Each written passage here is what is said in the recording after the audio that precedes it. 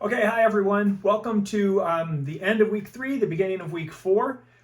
Week 3 is wrapping up. I've had an awful lot of conversations with a lot of you about getting signed up for GitHub and Heroku, and in particular, it's the student discount pack or the student web application pack that people are signing up for that's causing a little bit of stress because the application period for GitHub is ranging anywhere from like 4 days to 9 days, depending on when you signed up for it.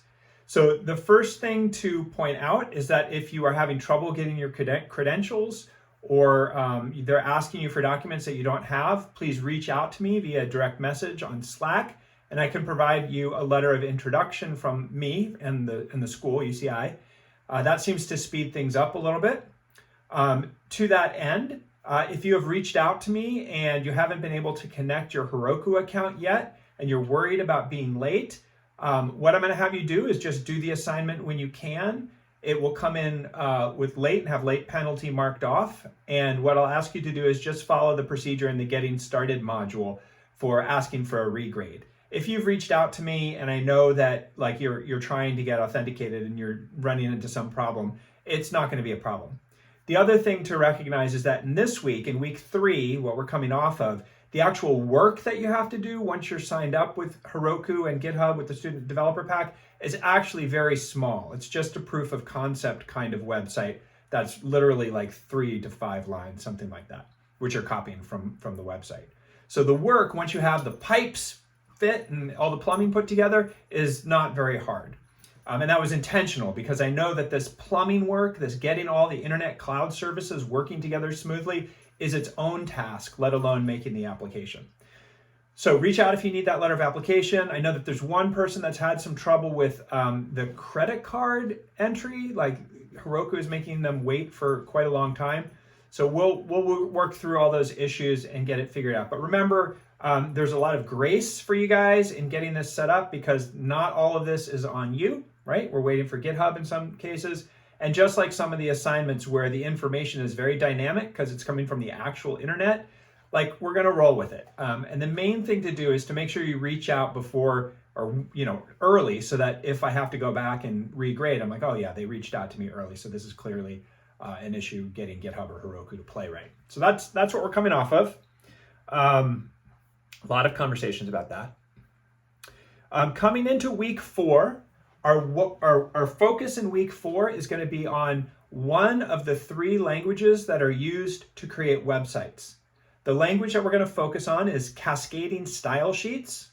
Cascading style sheets is how we add fonts and color and placement of the data that's in the HTML. And it's the way that you make things aesthetically nice. It is a separate file. It is a kind of language that you use to specify where things in your HTML document go. So at our low level, we're going to be doing an introduction to CSS. I'm kind of looking at my notes over here. You'll have a quiz on that. That'll be 2 lectures from me and a quiz on that. And then I'm going to have you go into Code Academy and complete a section on CSS in Code Academy. Now look carefully what I'm asking you to do in Code Academy because I'm not asking you to do everything in the assignment, but I am asking you to do a sequence of lectures and the quizzes. Then what you're going to end up with at the end after doing this low-level work is you're going to go back to the web application that you're making in week 3 and you're going to add CSS to it. You're not going to add your own CSS this week. This week you're going to use an example from the W3C, which is the World Wide Web Consortium.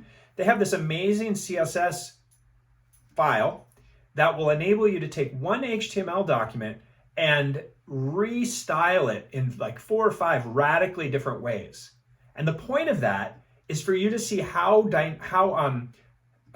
powerful the language of CSS is in being able to describe different kinds of layouts of websites. So that's why we're doing it. At the high level, we're going to look at the final in the 3 papers of the ubiquitous computing track, the academic side. And this is going to be an article written by Gregory Aboud, talking about what do we do when everything is ubiquitous, when suddenly mobile computing is all computing. And how do we react to that as an academic discipline? And what I want you to see from that is the way that academics grapple with the history and trajectory of technology, trying to make meaning of it, and also using that knowledge of the history to try and predict where things are going to go in the future, which of course is the whole point of why I'm asking you to engage with the historical work and with the the academic publications, is so that you know where we're coming from and you have some sense of why we got here and what that might mean about where we're going. All right, so good communication online. Our first sets of grades have started coming out, so make sure you're keeping track of that in Gradebook. At this point, the main thing that I'm worried about with students is not to be falling behind, because as long as you're keeping up with the work, things are pretty steady in terms of the difficulty, although we change our skills a little bit. But what happens is if people start to get behind at this point, it can snowball.